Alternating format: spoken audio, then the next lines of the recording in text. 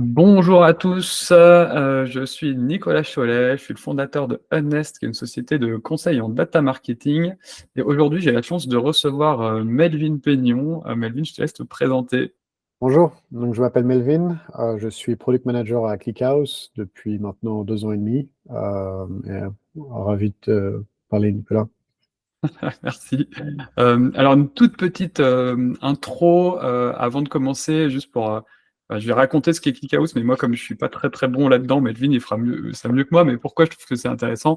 En gros, dans la data, nous, chez Honest, en tout cas, on travaille beaucoup avec les data warehouse modernes, hein, qu'on appelle modernes parce qu'ils sont dans la moderne data stack. Ça va être Google BigQuery chez Google, Redshift chez Amazon, Databricks ou Azure Synapse chez Microsoft, souvent. Et en fait, c'est un monde, et il y a Snowflake aussi, donc c'est un monde finalement une sorte d'oligopole avec 3-4 acteurs. Et il y a un acteur, je trouve, très intéressant qui a émergé depuis quelques temps qui s'appelle ClickHouse. Melvin en parlera mieux que moi. Et donc bah, là, le but aujourd'hui, on va aborder plusieurs sujets. L'un des sujets, c'est que Melvin va justement parler de ClickHouse, ce que c'est, à quoi ça sert, qui achète ça, et tout ça. Et puis après, on parlera un peu plus du parcours justement de Melvin, quoi consiste ton job, comment ça fonctionne, une boîte comme ça, de logiciel américaine, qui est distribuée un peu partout dans le monde. Voilà, je trouve ça hyper intéressant. Et donc, on va essayer d'aborder un petit peu tous ces sujets. Mais d'abord, bah, Melvin, du coup, bah, je vais venir avec ma question, c'est est-ce que tu peux nous raconter un peu ce qu'est ClickHouse, ce que ça fait et tout ça? Ouais, donc ClickHouse, pour résumer, c'est vraiment, enfin, c'est une base de données, hein. Donc pour dire les mots simplement, c'est une base de données. Maintenant, il y a des centaines, peut-être des milliers de bases de données disponibles aujourd'hui. Donc, quelle est la différenciation qu'apporte ClickHouse par rapport, on va dire, à du Oracle ou d'autres bases de données? C'est que ClickHouse va vraiment être spécialisé pour un type de charge qui sera des charges analytiques, pour des queries analytiques. Donc, quand on veut, par exemple, initialement, ça a été développé pour répondre à des problèmes de web analytique. Donc, c'est-à-dire on a plein d'événements qui se passent sur des sites internet et on veut pouvoir avoir un résumé de toute l'activité qui se passe pour savoir d'où viennent nos utilisateurs, quelles sont les sources leur source d'origine du trafic. Donc, on voulait vraiment avoir initialement ce genre d'informations. Donc, ClickHouse a été développé euh, pour ce cas d'usage, donc pour répondre au Web Analytics en 2009. Donc, c'était prototypé à ce moment-là. Et au fur et à mesure, donc, ça a été développé continuellement jusqu'en 2016, où on a commencé à décider de rendre le projet open source. Et en 2016, on l'a rendu open source sous une licence Apache 2.0. À ce moment-là, donc, ça a été adopté par la communauté parce qu'il y avait très peu de bases de données analytiques qui étaient disponibles en open source, hein. Donc, fondamentalement, si on regarde aujourd'hui l'écosystème, la majorité des outils qui y avait bah, étaient tous très peu orientés open source. Et donc, ClickHouse, c'était vraiment une des plus grosses bases de données pour l'analytique qui était open source. Et donc, on a fait énormément de releases entre 2016 et 2021. Et en 2021, on a créé une entreprise donc, autour de ClickHouse. On a recruté l'équipe de développement qui avait initialement développé ClickHouse. On a combiné nos forces avec des anciens employés qui ont l'habitude de vendre je dirais, des logiciels avec une go-to-market stratégie qui est assez développée. Et on a créé cette entreprise, donc ClickHouse, en 2021. Et à ce moment-là, donc vraiment, on a commencé à développer une solution cloud, donc où les gens peuvent utiliser ClickHouse euh, pour faire de l'analytique directement dans le cloud sans avoir à déployer et à maintenir ClickHouse, sa version open source. Euh, Tu parlais justement un peu avant aussi de la Modern Data Stack et où on se positionne par rapport à la Modern Data Stack. Donc, on est vraiment sur les mêmes segments que BigQuery, que Snowflake, que Redshift. Je dirais à la différence où vraiment la spécialisation de ClickHouse, c'est qu'on va se spécialiser donc, dans les charges de travail d'analytique mais aussi les charges de travail en real time. Donc, c'est-à-dire qu'on veut vraiment, ClickHouse va vraiment être utilisé quand on va avoir des latences de query qui sont extrêmement faibles, donc de l'ordre de la milliseconde et peut-être seconde dans certains scénarios, et pour des volumes de données qui sont vraiment énormes. Donc aujourd'hui, on a des clients qui utilisent ClickHouse on va dire, pour euh, pour générer des dashboards en temps réel pour leurs clients. Donc, par exemple, dans le monde de la finance, par exemple, pour surveiller le cours de certaines actions, pour surveiller le cours de certaines cryptos. On est extrêmement utilisé par toutes les entreprises qui sont dans l'environnement crypto, parce que justement, ClickHouse a vraiment de très bonnes performances pour cette faible latence et cette capacité à gérer des volumes de données qui sont extrêmement larges. Ok, et quand tu dis faible latence, c'est en écriture ou en lecture plutôt? Là, tu parles plutôt de la lecture, je Donc, pense. on parlera surtout de la lecture. Ouais. Ensuite, l'avantage, par exemple, quand tu compares ClickHouse et, on va dire, Snowflake, par exemple, ça sera aussi en écriture pour certains scénarios. Par exemple, pour les Materialize View, ClickHouse va pouvoir faire ce genre de Materialize View, l'ingestion des Materialize View en temps réel, alors que, par exemple, Snowflake, lui, va le faire avec un petit délai pour pouvoir regrouper les données et faire du batch processing une fois que par défaut, Snowflake doit le faire toutes les 60 secondes, par exemple. Toutes les Materialize Views sont rafraîchies avec ClickHouse, c'est au moment de l'insertion. Donc, toutes les Materialize Views qui sont déployées en cascade vont être matérialisées. Ok. Donc, c'est à Et la fois en écriture et aussi en lecture. Ok. Donc les cas d'usage, c'est plutôt des gens qui ont énormément de logs de données, j'imagine. Donc tu parlais de Web Analytics à l'origine, mais ça peut être, j'imagine, quand tu es dans la telco, je sais pas, des appels téléphoniques passés par les gens, dans la finance, j'imagine pareil, peut-être toutes ces transactions, ce genre de choses. Et c'est plutôt du dashboarding derrière l'utilisation. Donc en fait, c'est exactement ça. Donc quand ClickHouse a été créé initialement, c'était vraiment pour du web analytics. C'était pour créer un produit qui soit compétitif à Google Analytics. Ok. C'était vraiment purement web analytics. Mais quand on l'a rendu open source en 2016, on s'est aperçu qu'en fait la communauté a commencé à l'utiliser dans une variété de use cases qui étaient vraiment toujours dans ce secteur de l'analytique, mais par exemple appliqué à d'autres charges de travail. Donc, par exemple, aujourd'hui, nos plus gros utilisateurs, si je regarde, seront par exemple des acteurs de l'observabilité. Donc, par exemple, on va avoir Sentry qui va utiliser ClickHouse pour stocker tous leurs événements, leurs logs, etc. Un de nos plus gros utilisateurs aussi est Netflix, qui va lui ingérer jusqu'à 1,6 pétabits de données par jour dans ClickHouse pour faire du monitoring de leurs événements et de leur application donc en temps réel. Et donc bien sûr, derrière toute cette charge de travail, il va y avoir des dashboards qui vont utiliser internellement pour surveiller leurs applications, leur release, leur mise en production, etc. Donc c'est vraiment des cas d'utilisation qui sont purement analytiques. En général, on va avoir beaucoup de gros volumes, mais ça marche aussi avec des petits volumes. Euh, et donc, en fait, à partir du moment où les gens ont des données et qu'ils veulent construire éventuellement des dashboards, donc que ça soit, je dirais, face client ou face équipe interne, ça n'a pas vraiment de différence. Ils sont vraiment, ce qui importe pour eux, c'est vraiment d'avoir une très faible latence. Ok, ok, ok. Et moi, enfin, j'avoue que je m'étais intéressé à ClickHouse aussi sur un peu des sujets de la souveraineté des données ou de maîtrise des données à un moment où, alors c'est peut-être très français comme truc, mais des gens avaient un peu de problèmes à confier leurs données, notamment à Google. Et puis, en fait, il n'y avait pas trop d'alternatives, en fait, puisque tous les acteurs que tu as cités hein, sur les fournisseurs de grosses bases de données analytiques dans le cloud sont américains. Et puis, moi, j'ai eu cette solution open source et finalement, je voyais ça comme une alternative pour cette raison-là. Est-ce que c'est un des arguments aujourd'hui ou pas? Est-ce que ça fait partie des choses que vos clients viennent rechercher? Souvent, en fait, on va vraiment avoir, je dirais, trois types d'utilisateurs. Donc, on va avoir les utilisateurs qui sont cloud native. Donc, c'est des entreprises qui sont assez récentes, qui, en fait, dès leur naissance, veulent mettre tous leurs use cases directement dans le cloud Et donc, on va avoir ce type d'utilisateurs qui vont être très présents dans notre cloud. Donc, ils vont avoir utilisé ClickHouse. Pour eux, c'est pas un problème de déployer un service sur AWS, BigQuery, Azure. Bien sûr, ils vont avoir des restrictions en termes de... Bon, ils vont essayer de centraliser tous leurs services autour d'un cloud provider pour bénéficier justement de discounts que les cloud providers vont fournir en fonction des charges de travail qui vont appliquer sur le cloud provider. Mais donc ça sera notre premier type de client. Donc c'est des gens qui peuvent déployer leur application dans le cloud sans problème.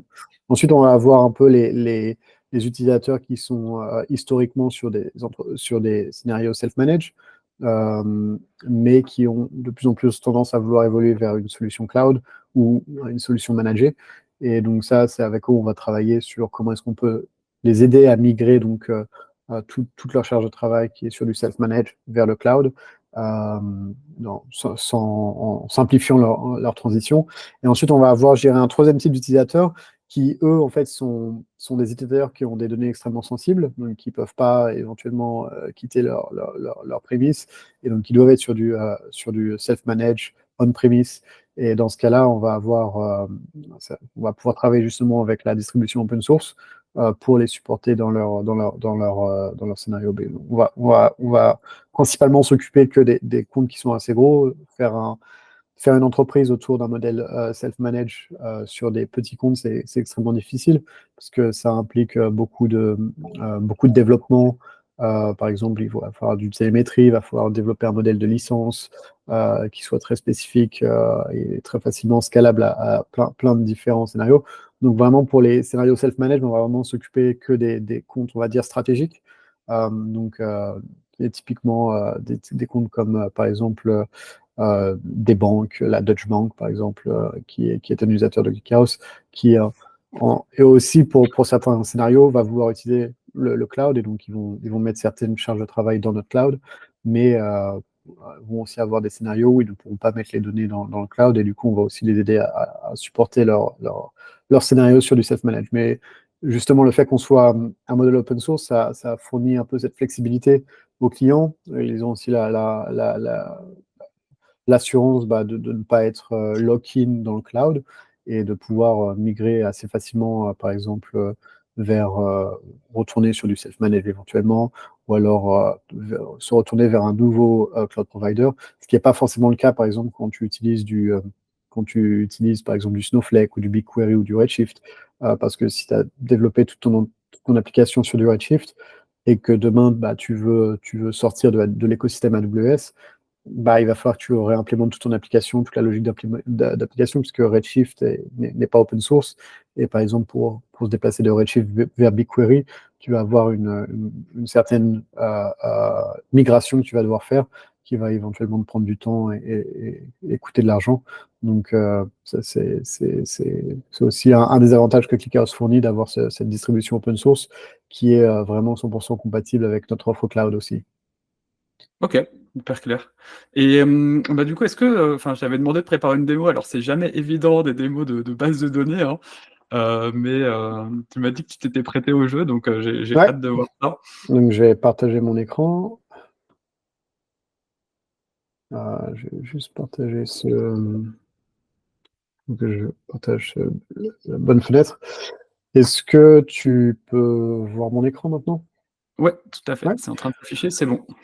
très bien. Donc ça, c'est notre service cloud. Donc dans notre service cloud, on va pouvoir créer ce qu'on appelle des services. Donc je vais montrer à peu près comment est-ce qu'on peut créer un service. On peut choisir éventuellement notre cloud provider. Donc vous pouvez choisir entre AWS, GCP ou Azure. Et dans ces cloud providers, vous allez pouvoir choisir votre région. Donc là, je vais prendre AWS pour l'exemple. On va prendre, vous allez devoir donner un nom à votre service. Donc ici, on va l'appeler démo. Et une fois que vous avez choisi votre service, vous pouvez créer un service. Et qu'est-ce que ça va, on va déployer un service dans le cloud que vous avez sélectionné. Donc je vais retourner sur la page d'accueil. Donc ça, c'est le nouveau service que je viens de créer. J'en ai déjà créé un pour préparer la démo. Donc j'ai appelé Unless Demo. Et en fait, ce service-là est composé de plusieurs. C'est un cluster ClickHouse, donc composé de plusieurs nœuds. donc qui sont distribués sur plusieurs zones de disponibilité, donc pour garantir une haute disponibilité du service. Donc, s'il y a un nœud qui tombe, le service reste actif. Et ce que je vais faire, c'est que aujourd'hui, j'ai créé un topic Kafka qui va contenir des données dynamiques, des événements qui vont arriver dans mon topic Kafka, qui sont des données, hein, qui ne sont pas des vraies données, mais des données, qui sont des données de simulation. Et on va streamer donc, ces données qui sont dans notre topic Kafka vers ClickHouse, et ensuite on va les analyser dans par exemple, Grafana. Donc, ce service... Attends, Ouais, peut-être petite traduction.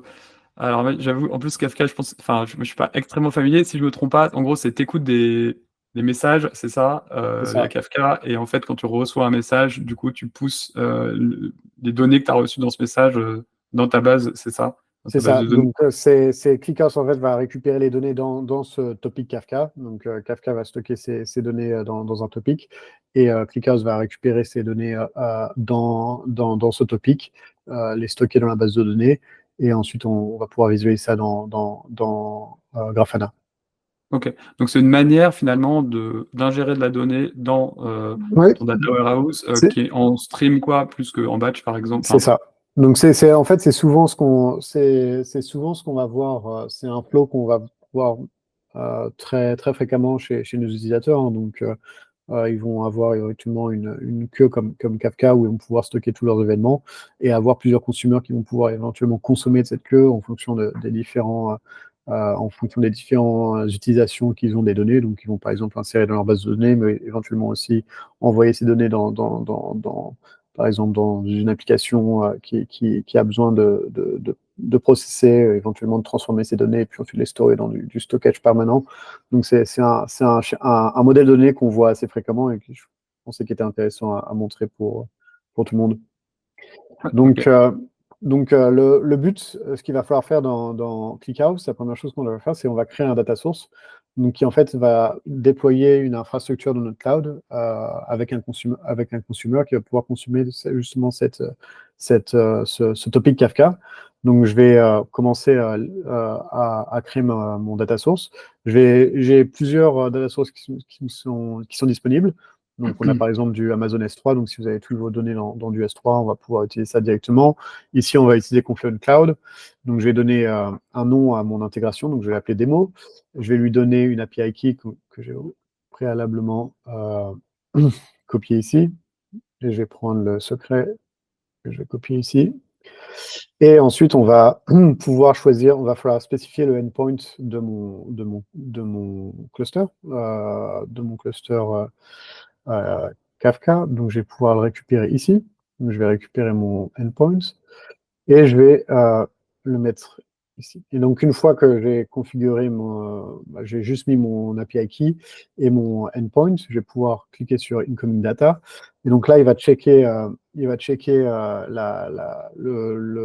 mon cluster Kafka, me montrer les différents topics qui sont disponibles. Donc ici, j'en ai qu'un seul qui est le sample data.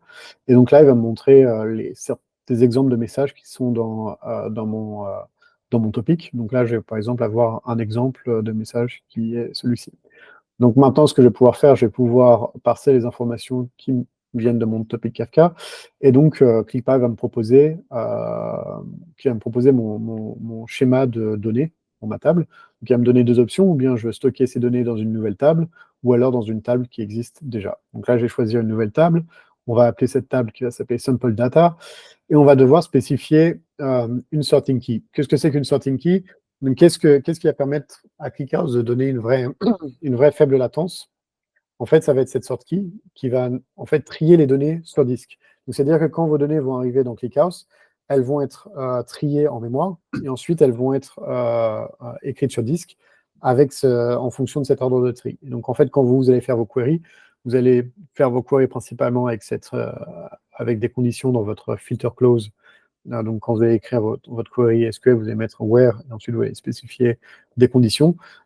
Si ces conditions contiennent cette clé de tri, ben, on va pouvoir justement en fait récupérer les bonnes données extrêmement rapidement puisque les données sont déjà triées sur disque au moment de l'écriture.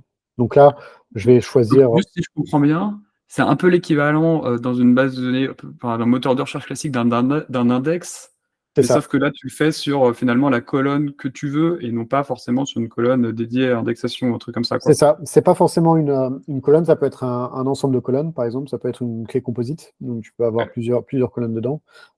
Mais exactement, ça va être très similaire à un index. D'ailleurs, on va l'appeler ça l'index primaire, cette clé.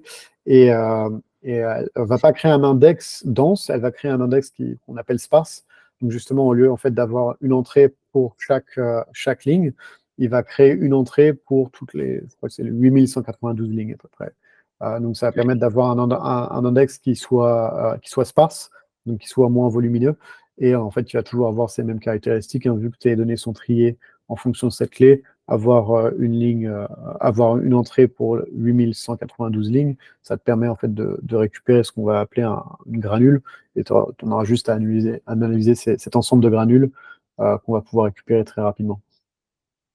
Donc ici, je vais pouvoir choisir donc ma clé de tri. Donc je vais choisir par exemple, en général, on veut prendre quelque chose sur lequel on va envoyer des queries de manière assez récurrente, donc avec une faible cardinalité, par exemple item ID. Donc, par exemple, si je veux faire de l'analytique sur comment est-ce que se vendent certains de mes produits, ça va être une bonne clé à utiliser puisqu'elle sera souvent présente dans mes queries. Donc je vais choisir celle-là.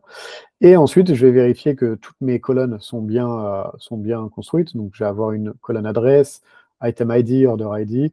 Et je vois que order time, par exemple, a été mappé en tant que in64, mais je vais choisir un dead time puisque c'est en fait un dead time. Donc, je vais choisir dead time et je vais pouvoir ensuite finaliser la construction de ma table. Je vais donner des permissions à mon service Kafka. Je vais compléter mon setup.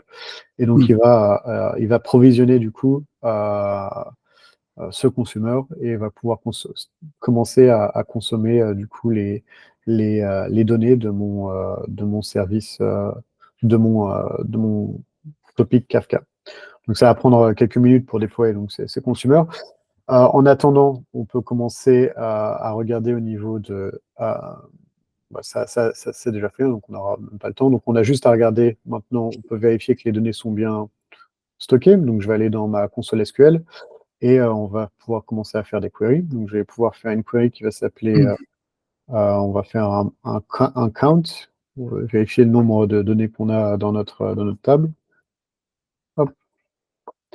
Donc, on a 13 371 événements qui ont été stockés dans ClickHouse. On peut éventuellement regarder à quoi ressemblent les différents événements. Donc là, on va voir que bon, on a pas mal. On a l'item 1 qui a l'air d'être assez fréquemment présent, et on va pouvoir éventuellement construire nos queries SQL. Donc là, je vais faire une petite query très rapidement. Donc on veut, par exemple, compter le nombre d'items qui ont été vendus, et on va les grouper par item. Donc je vais faire un select count item ID, et on va sélectionner de ma table sample data, et on va faire un group by, item ID et order by count.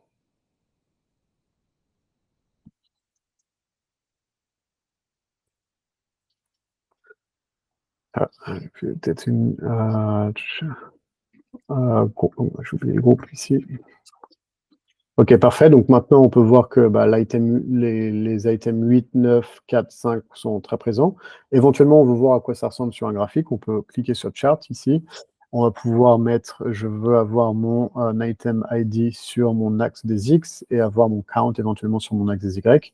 Et donc, on peut voir ici qu'on a certaines distributions. On va pouvoir limiter à, on va dire, 20 pour voir seulement les 20 plus gros produits qui se vendent. Donc, on voit que on a un gros gap entre l'item 2, par exemple, et l'item 89. Donc ça, on a pu le créer rapidement. On va pouvoir éventuellement ensuite faire pouvoir rajouter d'autres informations à notre query, hein. On peut faire un sum de order unit, par exemple. J'oublie la virgule. Et éventuellement, on va pouvoir ajouter sur le graphe, donc dans l'axe des Y, et là, on va avoir aussi ce graphe qui va être Génial. Donc là, en fait, cet outil de visualisation, donc c'est pas très avancé, mais ça nous permet de faire de l'exploration. Et éventuellement, maintenant, ce que je veux faire, c'est que je veux m'intégrer avec mes outils de visualisation que mon équipe utilise, hein, de manière récurrente. Donc j'ai configuré mon... Excuse-moi, Melvin, je ouais, t'interromps juste. Donc là, en fait, cette partie console SQL, ça ressemble beaucoup à ce qu'on a dans BigQuery ou Snowflake, c'est-à-dire tu peux parcourir tes tables, tu vois un peu comment elles sont structurées, tu peux faire des requêtes dessus, voir tes résultats, et en gros, ça aide bien pour l'analyse, quand tu veux un peu explorer tes datasets avant de faire des cas d'usage plus industriels, quoi. c'est ça. C'est Ok, ça. Donc génial. c'est vraiment pour faire l'exploration plutôt que de faire des choses très avancées. Si vous voulez faire des choses très avancées, ensuite on supporte, enfin, bien sûr, le but d'une base de données, c'est de s'intégrer avec un maximum d'outils externes. Donc, on va s'intégrer très bien avec du Grafana, avec du Superset, etc. Donc, là, par exemple, pour Grafana, on va pouvoir éventuellement créer des visualisations. On va pouvoir choisir notre data source que j'ai configuré auparavant. On va pouvoir mettre notre query. Donc, je vais récupérer la query que j'ai créée auparavant, ici, hop, et on va pouvoir la mettre ici. Donc, vous pouvez utiliser le Query Builder ou alors vous pouvez créer votre propre query. Hop. Vous pouvez créer votre propre query, on va pouvoir l'exécuter et éventuellement, on va pouvoir choisir une bar chart ici. On va avoir notre visualisation. On va pouvoir ajouter ça à notre dashboard. Et ça, c'est l'outil que toute mon équipe, par exemple, d'analyse, mes data analysts vont utiliser pour générer leur graphique et leur dashboard pour surveiller les ventes en temps réel. Ok. Et donc là, tu parlais de Grafana, Superset. Est-ce que sur de la BI plus traditionnelle, genre Tableau, Click, Power BI, il y a des connecteurs? Est-ce que Oui, ça fonctionne donc également? on se connecte avec Tableau, Power BI aussi. Donc on a une équipe spécialisée à ClickHouse qui va s'occuper de maintenir ces différentes intégrations avec les outils de BI et de visualisation que les gens utilisent. Ok, super. Donc voilà, donc c'était une petite démo pour vous montrer comment est-ce qu'on peut pipeliner des données vers ClickHouse et ensuite éventuellement les visualiser dans Grafana. Génial. Et j'ai une petite question. Est-ce que, enfin, je pose la question parce que justement, l'un des trucs que met en avant les fournisseurs cloud globaux, tu vois, c'est par exemple une intégration à leur machine learning, typiquement. Est-ce que quand tu as des cas d'usage de machine learning que tu veux faire sur ta donnée, comment est-ce que ça se passe? Donc, en fait, on va avoir, je dirais, au niveau des scénarios Machine Learning, Data Science dans ClickHouse, principalement, on va voir deux scénarios. Le premier, ça va être les gens qui vont faire du vector search. C'est un scénario qui est déjà supporté par ClickHouse. Donc aujourd'hui, on supporte du coup un data type qui s'appelle les vectors, donc où les gens en fait vont pouvoir insérer des vecteurs directement dans ClickHouse, appliquer des fonctions de distance, etc., et récupérer des vecteurs en fonction d'une distance en particulier. On a aussi des index, donc les index Hanoi, pour pouvoir justement faire des recherches approximatives, mais qui sont beaucoup plus rapides. Donc on a ces deux supports. Donc ça, c'est pour les gens vraiment qui vont travailler sur des scénarios vecteurs où ils vont déjà faire tout ce qui est embedding du côté applicatif, stocker les embeddings dans ClickHouse, et ensuite faire du matching de vecteurs en temps réel avec ClickHouse. Et on va avoir des gros acteurs qui vont nous utiliser, du type OpenAI, va nous utiliser pour faire de la... Si vous avez entendu parler de cette compagnie. Si. Qui vont nous utiliser justement pour ce scénario exact où en fait ils vont stocker plein de vecteurs, des millions de vecteurs embeddés, et ensuite ils vont faire de la comparaison de vecteurs avec un index. Donc ils vont faire un talk dans un de nos meet-up, je crois dans une semaine, je crois, dans une ou deux semaines à San Francisco. Donc, bon, si ça vous intéresse, regardez notre page Meetup et ils vont faire un talk sur comment ils utilisent ClickHouse pour faire du vector search. Le deuxième scénario qu'on va vraiment voir avec ClickHouse, c'est des gens qui vont utiliser ClickHouse en tant que feature store. Donc, typiquement, on va voir beaucoup de compagnies qui vont faire qui vont pousser des publicités en fonction de certaines dimensions de l'utilisateur. Donc en fait, ils vont stocker plein de features dans ClickHouse Et en fait, ils vont utiliser ClickHouse pour faire du online et du offline machine learning job. Donc, ils vont avoir leur job qui vont utiliser toutes les features qu'ils vont avoir et pour récupérer extrêmement rapidement et construire ensuite leurs algorithmes sur les features qui sont stockées dans ClickHouse. Donc, c'est vraiment les deux cas d'utilisation qu'on voit très fréquemment quand on parle de machine learning et de data science avec ClickHouse. OK, ça marche. Et comment vous maintenez, en parallèle ou enfin la partie cloud et la partie, open source? Je sais pas, d'un point de vue organisation, C'est technique et tout, c'est la c'est- même chose, pas la même c'est- chose?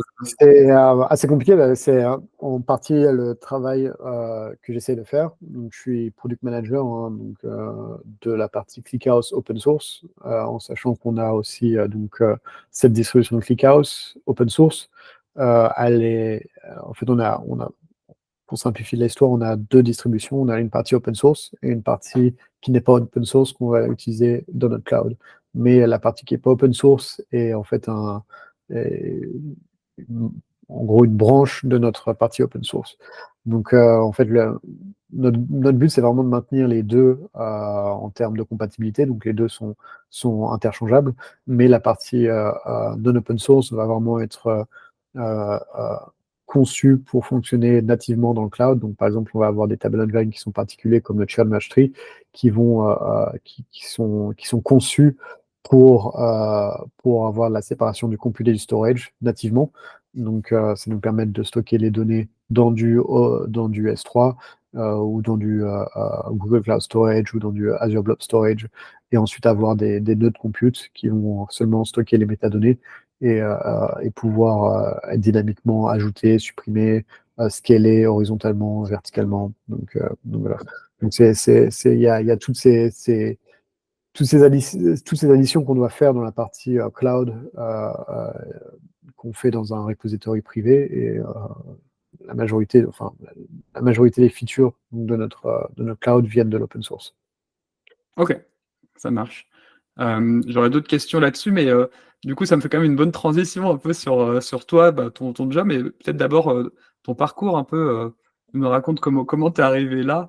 Qu'est-ce que tu as fait avant et tout? Qu'est-ce qui Euh, t'a amené chez ClickHouse? C'est assez intéressant parce que si tu m'avais posé la question il y a 10 ans, je pense pas que je t'aurais dit que j'aurais fini product manager pour une boîte tech. Initialement, je voulais faire de la finance, mathématiques financières. Mes études, vraiment, j'ai fait une école d'ingénieur spécialisée en maths info. Euh, une fois que j'ai eu mon diplôme d'ingénieur, j'ai voulu améliorer mes compétences je dirais, en programmation. Et du coup, j'ai fait une thèse de master à l'étranger. Je suis parti 1 an et demi à Taïwan, où j'ai fait une thèse de master en computer science. Et une fois que j'ai eu j'avais, pendant mes différents stages, j'avais beaucoup travaillé avec Elasticsearch. Et du coup, bah, pendant ma thèse, j'avais continué à utiliser Elasticsearch, j'avais écrit pas mal d'articles de blog. Et du coup, quand j'ai eu mon diplôme, on m'avait proposé, j'ai été contacté par une société qui s'appelle Elastic, donc, qui a développé la stack, la stack ELK, Elasticsearch slash Kibana. Et donc, ils m'avaient contacté pour savoir si j'étais intéressé pour travailler avec eux. Donc, ils avaient plusieurs rôles qu'ils me proposaient. Ils avaient un rôle de consultant ou alors un rôle de trainer, donc pour enseigner Elasticsearch aux entreprises ou à des utilisateurs. Et donc, j'ai passé les entretiens. J'ai vraiment en fait aimé la culture de l'entreprise. En parallèle, je faisais toujours des entretiens avec des institutions financières, JP Morgan, Goldman Sachs, et j'avais vraiment eu un, un meilleur contact humain avec les gens d'Elastic. Elastic, c'est vraiment une société qui est très humaine. Et donc, j'ai été charmé par la culture d'entreprise, la motivation qu'avaient les gens. Et du coup, je me suis dit, plutôt que de partir en finance, je vais partir dans la tech.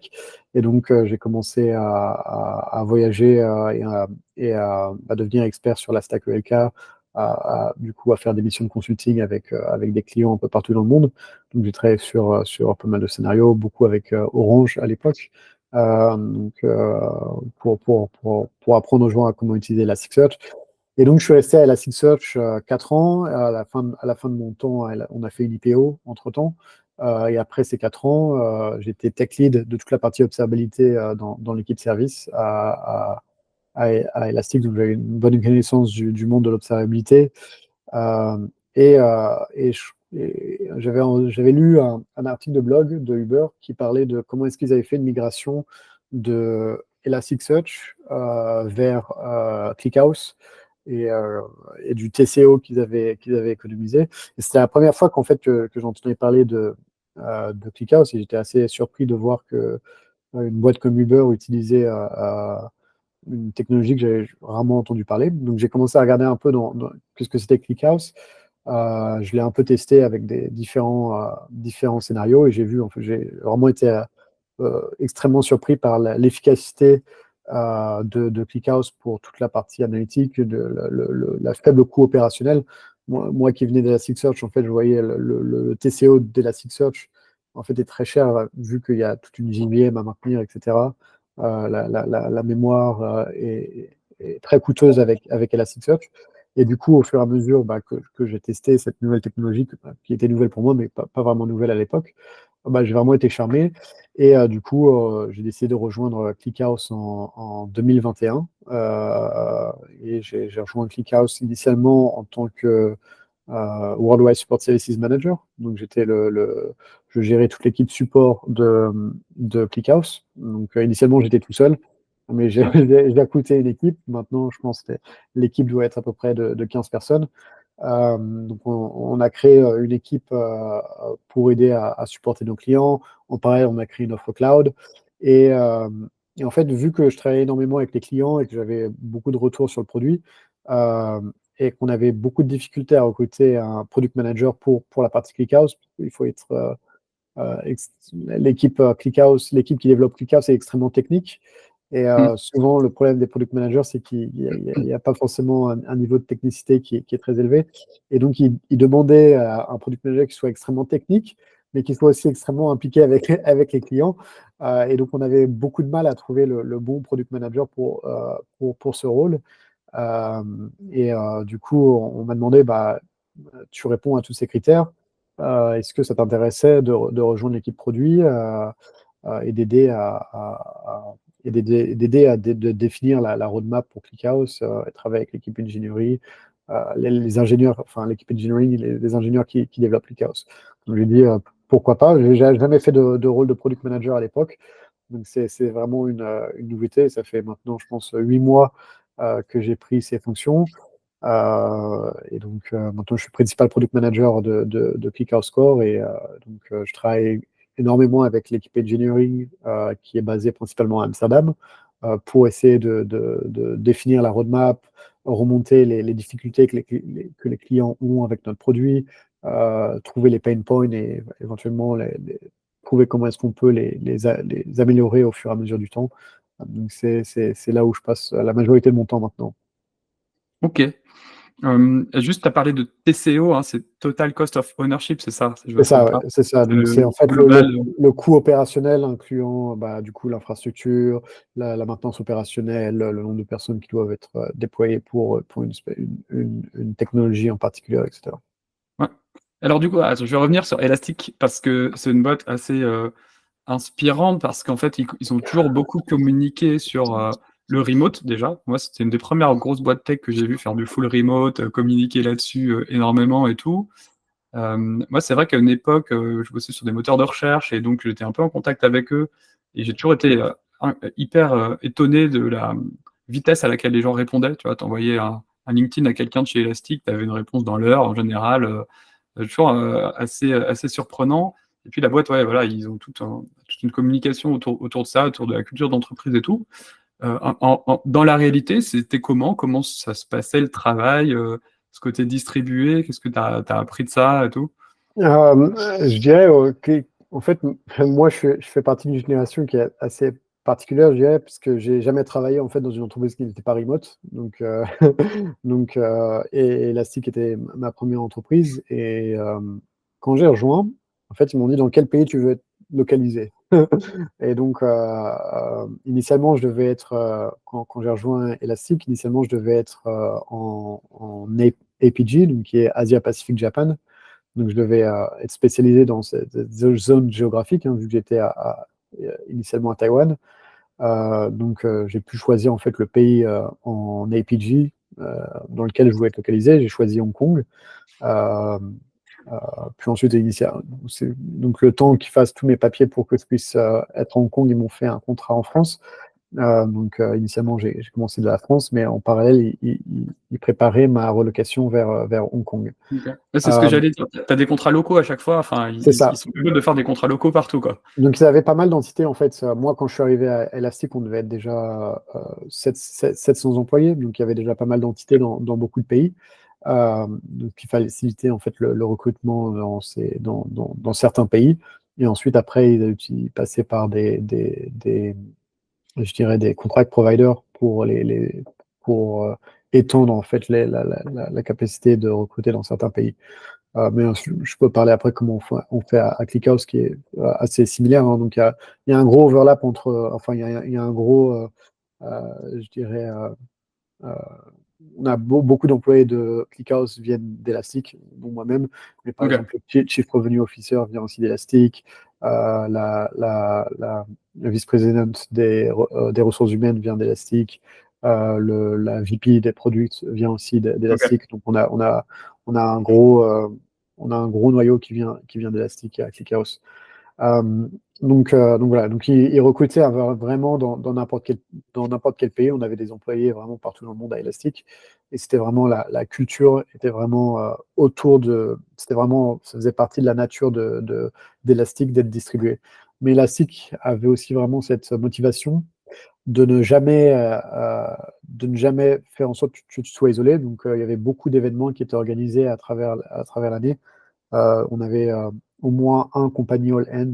Donc c'est un événement, un séminaire d'entreprise donc qui se déroulait dans un pays en particulier et tout le monde en fait rejoignait ce pays pendant l'espace d'une semaine. Et c'était Donc, un gros les événement. 700 personnes de la boîte du monde entier venaient au même endroit pendant une semaine. C'est ça. Donc, initialement, on était 700, et puis à la fin, quand je suis parti, on devait être à peu près 2100 personnes. Je crois que Ok. le dernier événement, le dernier séminaire qu'on a fait, c'était, il me semble, à Orlando. On avait fait un gros Ok. séminaire à Orlando, et pendant une semaine, on était toute entreprise à Orlando. Donc, c'était vraiment.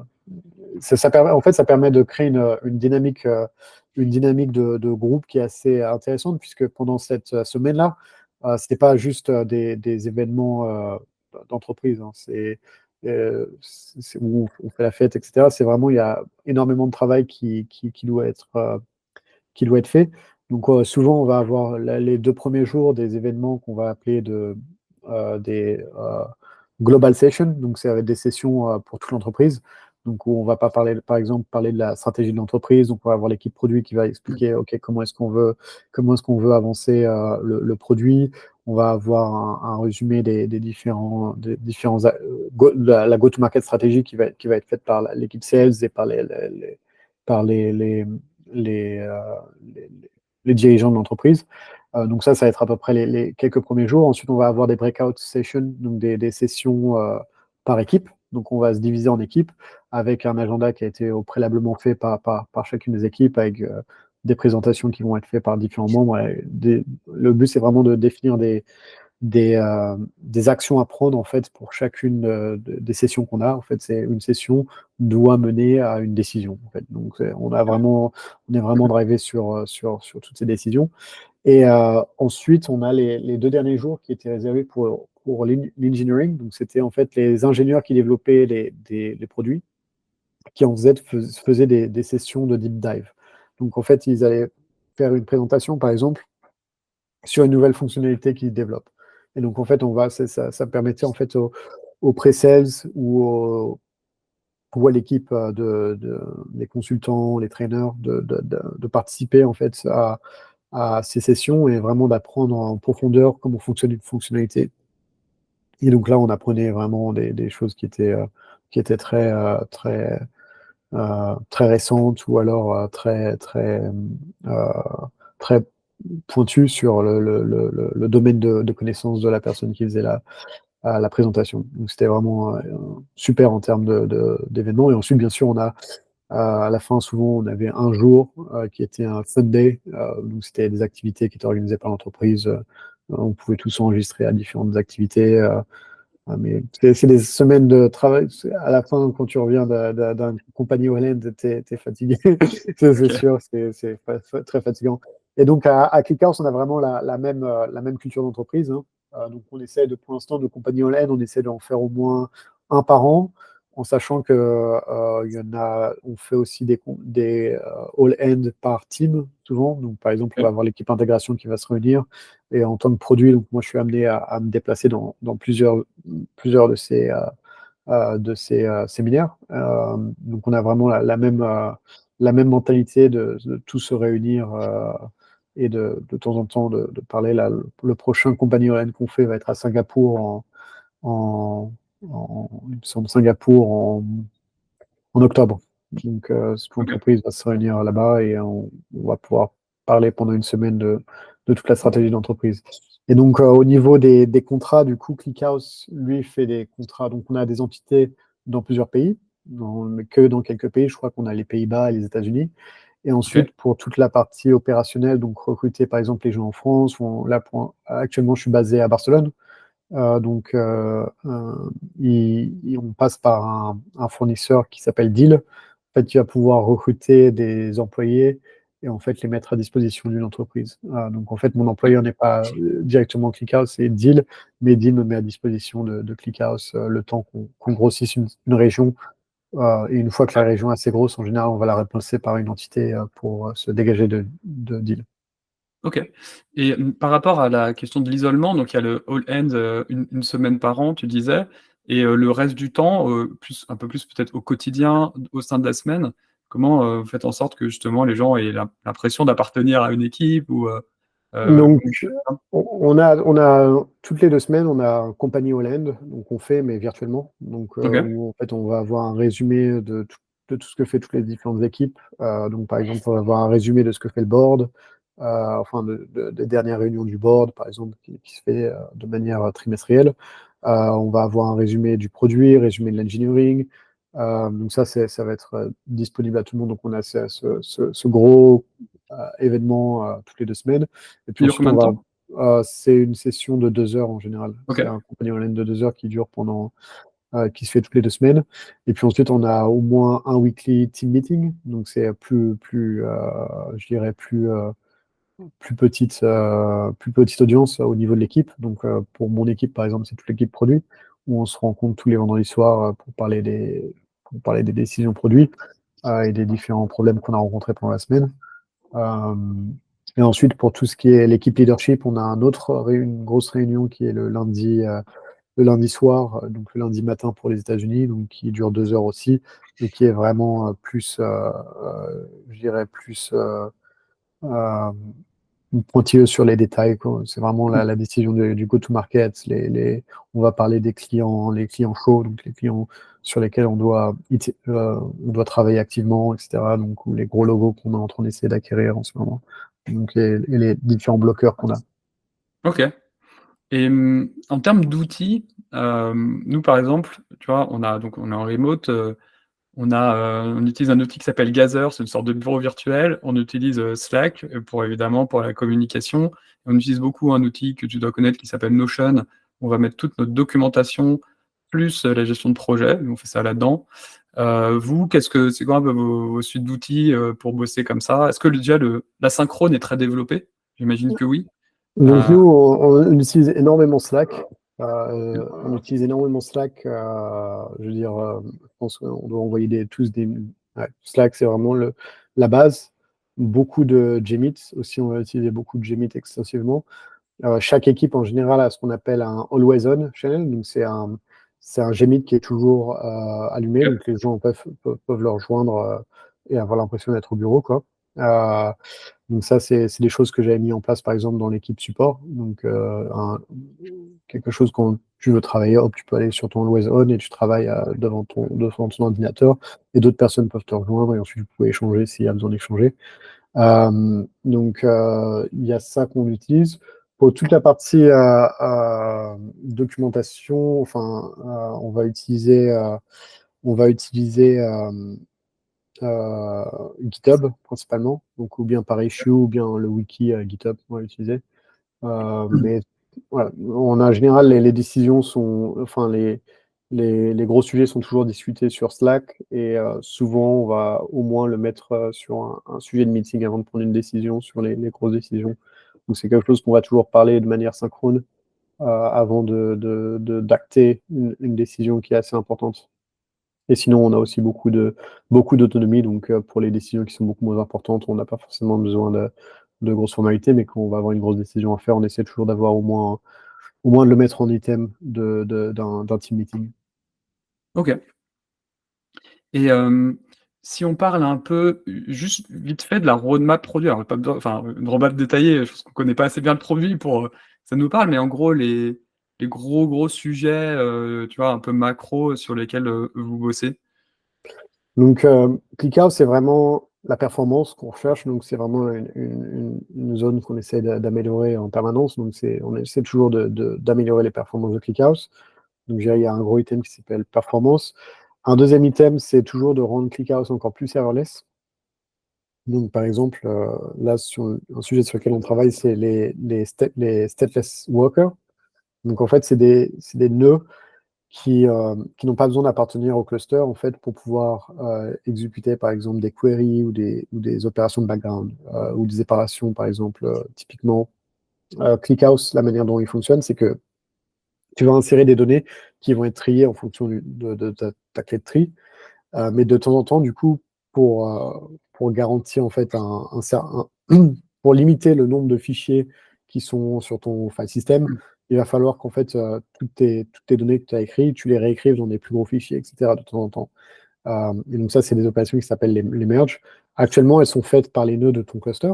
Donc, c'est une opération qui consomme du CPU du coup, et qui consomme de la mémoire pour faire ces merges.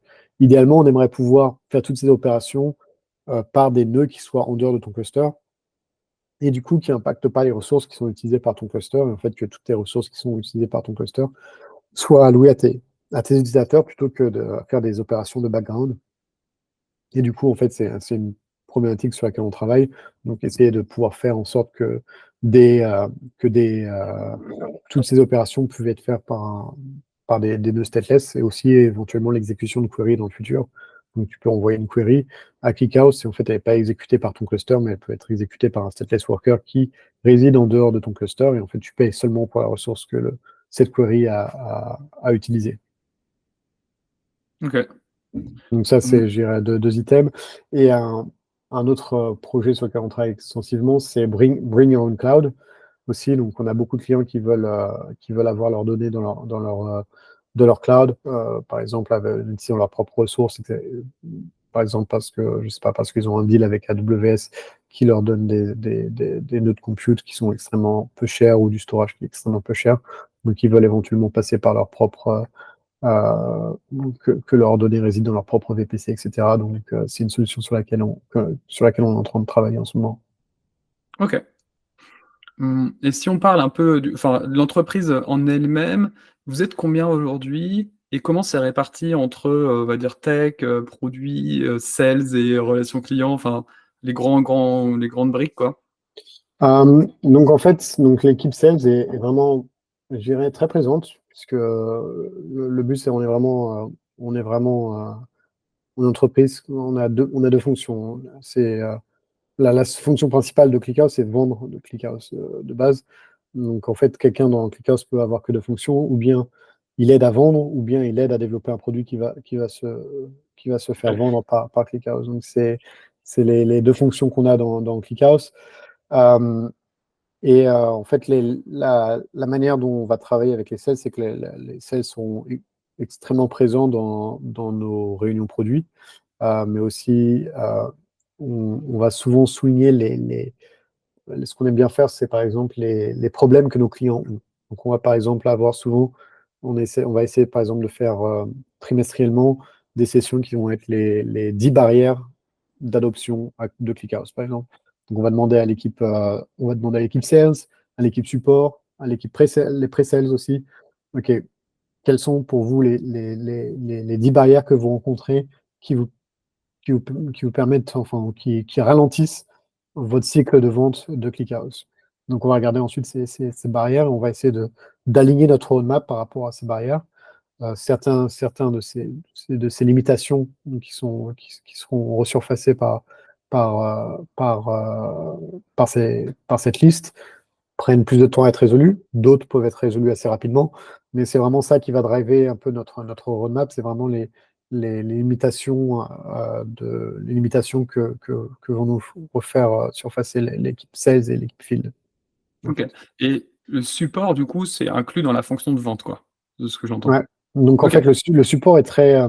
Donc quand j'ai créé cette équipe de support, on était vraiment en assistance avec à l'équipe sales. Donc en fait, Ok.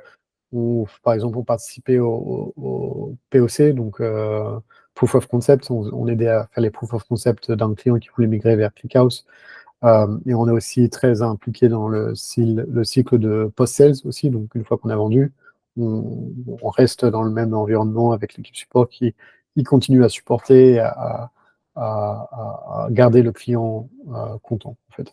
Ok.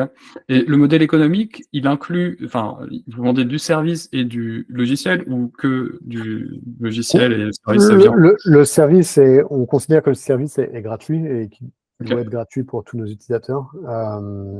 Du coup, en fait, on va juste vendre, le service cloud. Donc, on va fournir notre service cloud et les gens, en fait, vont pouvoir juste utiliser le cloud et s'ils ont des questions, ils vont avoir accès au support.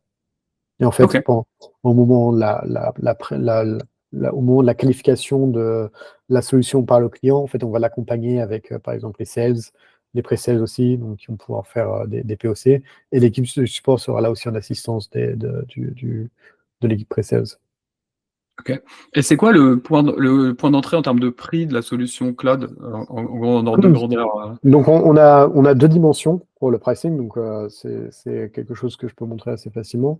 Je vais partager mon écran. Donc, en fait, on a deux dimensions pour le pricing.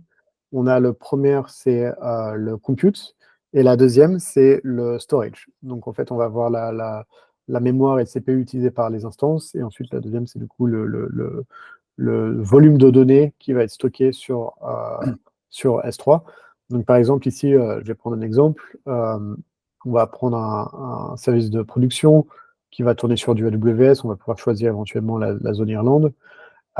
Et ensuite, on va pouvoir dire le volume de données. Donc, par exemple, si je mets 5 Tera compressés, donc on va pouvoir voir qu'on va payer 235 dollars par mois pour ce storage. Et ensuite, on va avoir le compute. Donc le compute, lui, va être calculé en fonction, donc c'est le temps où les nœuds de compute qui sont au-dessus du storage sont allumés.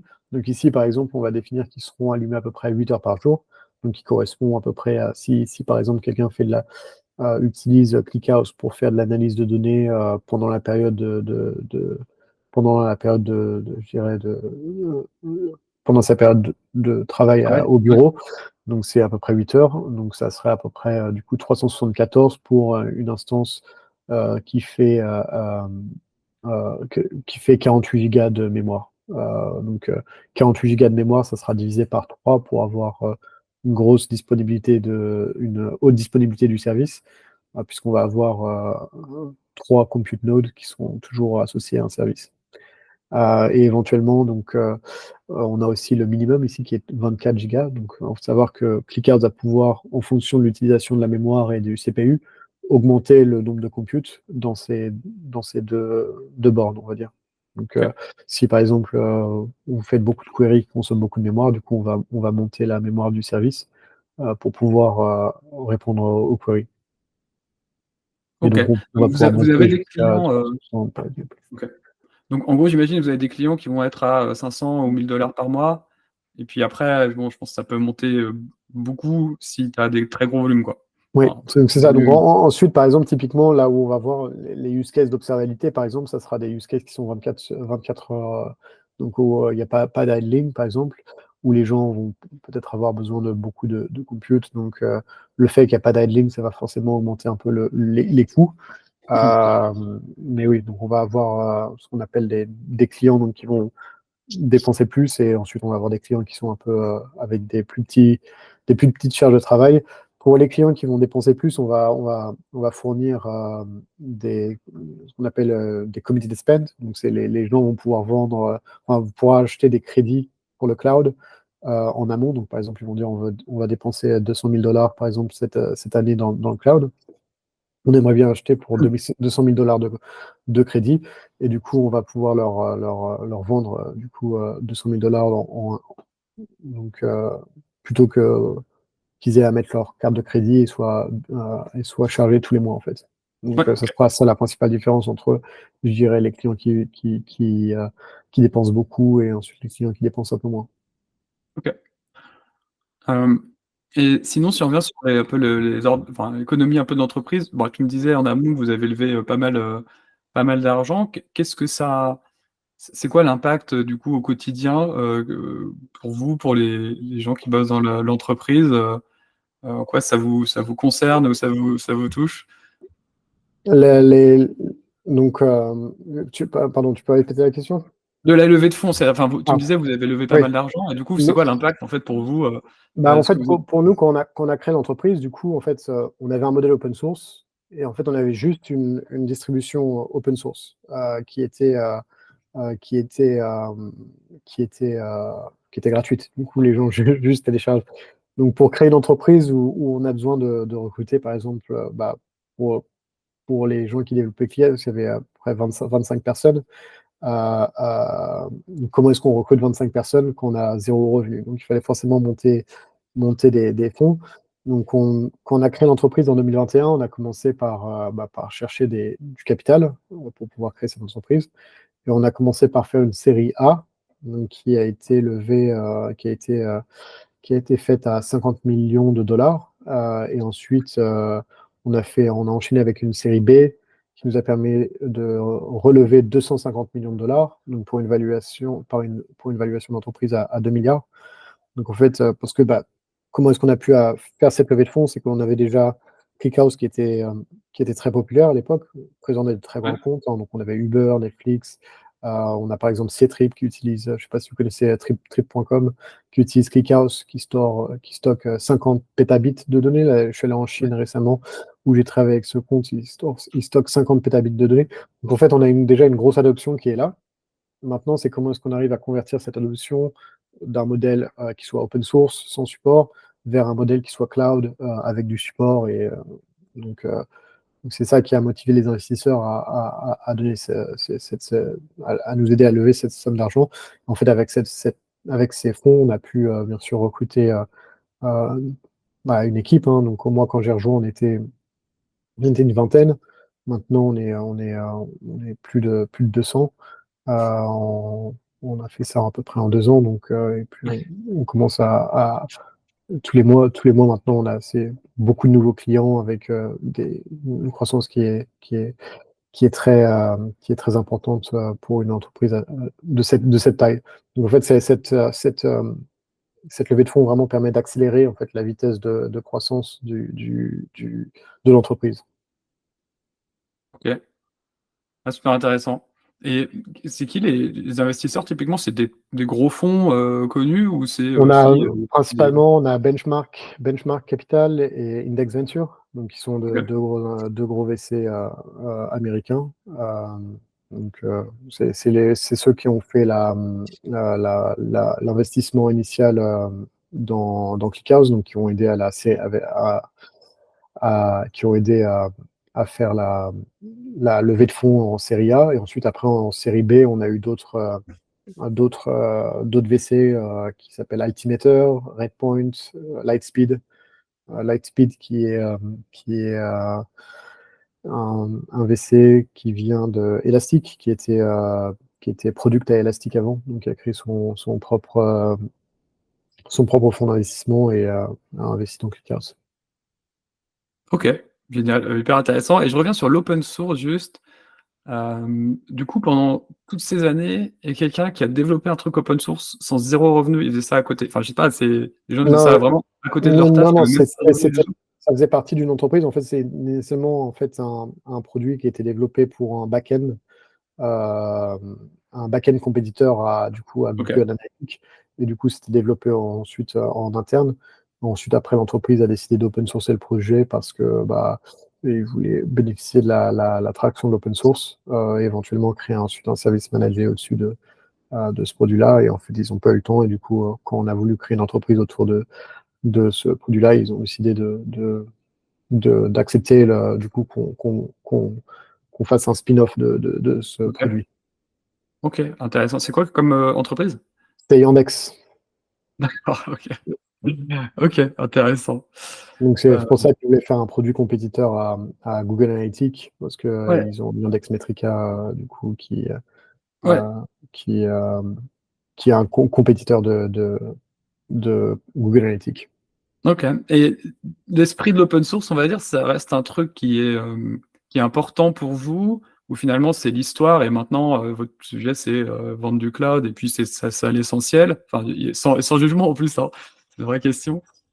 Non, l'open source reste essentiel, hein, vraiment, quand on publie tous les mois, tous les ans, une roadmap qui est une roadmap open source, où on met clairement ce qu'on va mettre qui sera pas dans l'open source et ce qu'on va mettre clairement dans l'open source. Donc aujourd'hui, on est vraiment dans un état d'esprit où on est une entreprise qui est open source. La majorité de nos utilisateurs viennent de l'open source aussi, donc c'est aussi un vecteur de, je dirais, de commerce pour nous, hein, puisque si on n'avait pas cet open source, notre adoption serait bien moindre. Et du coup, les gens, le produit serait bien moins populaire, on n'aurait pas pu faire cette levée de fonds. Donc vraiment, l'open source est fondamental pour notre business model. OK, top. Moi j'ai fait un peu le tour des questions que j'avais là. Est-ce que, il y a des sujets, tu penses qu'on n'a pas adressés ou, d'autres choses, que tu voudrais dire pour conclure? Euh, j'ai pas de sujet je pense qu'on a fait un gros tour d'horizon. Je pense que si peut-être parler un peu plus on peut parler éventuellement un peu plus de certains cas d'application de ClickHouse, hein. Donc, comme je vous ai dit, hein, c'est initialement vraiment euh, développé pour faire des charges analytiques, hein, mais souvent on divise ça en différentes charges de travail. Donc, on va avoir différentes verticales. Pour les charges analytiques, par exemple, on va avoir tout ce qui est marketing et sales, par exemple, on va avoir des compagnies comme PostHog, Stasig, qui vont utiliser ClickHouse, ou alors A/B Testing, une entreprise française qui va utiliser ClickHouse. On va vraiment avoir aussi une dimension e-commerce, où on va avoir Inditex, l'entreprise Inditex, qui est euh, propriétaire de Zara, par exemple, donc qui va Ouais, utiliser ClickHouse pour monitorer, par exemple, tout ce qui est l'inventaire, etc. On va avoir eBay, Walmart, Adevinta, donc qui est le groupe au-dessus de Le Bon Coin. ouais, On va avoir tout ce qui est observabilité, donc on en a parlé rapidement, donc avec Netflix, par exemple. On va aussi avoir beaucoup d'entreprises qui vont développer leur propre qui vont utiliser ClickHouse pour leur back-end de leur solution d'observabilité. Donc, on va avoir highlight.io, qui est une solution pour du tracing, par exemple, qui a été créée ouais, par un des anciens fondateurs de Docker. On va avoir tout ce qui est finance, donc où on va être très utilisé par les institutions financières comme la Deutsche Bank, Nansen, qui est une entreprise spécialisée dans l'espace de crypto. Euh, donc, on a toutes ces verticales qui sont AI, on en a parlé rapidement, donc avec OpenAI, mais on a aussi Langchain qui va utiliser ClickHouse. d'accord. Donc, ouais, on a vraiment pas mal de verticales, et dans chaque verticale, on a vraiment des entreprises leaders qui vraiment utilisent ClickHouse vraiment de manière intense, on va dire. OK. Hop, il y a beaucoup de Français chez ClickHouse à part toi?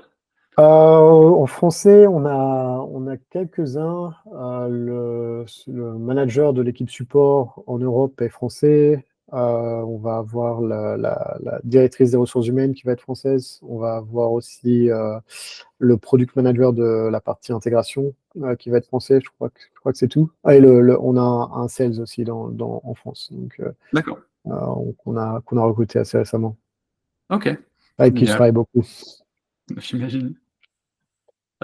Ok, bah top. Bah écoute, je vais te remercier parce que c'était hyper dense et intéressant. La première partie assez technique et après on a plus parlé de la culture d'entreprise et tout, mais je trouve ça vraiment génial. Et bah écoute, merci beaucoup. Je vais essayer d'exploiter cette vidéo intelligemment et de la découper en petits morceaux aussi pour que des gens aient envie de la regarder en entier. Euh, Pas de souci. donc voilà, vraiment merci beaucoup. Merci à toi de m'avoir donné la parole et bonne fin de journée. Ciao, à bientôt. Ciao.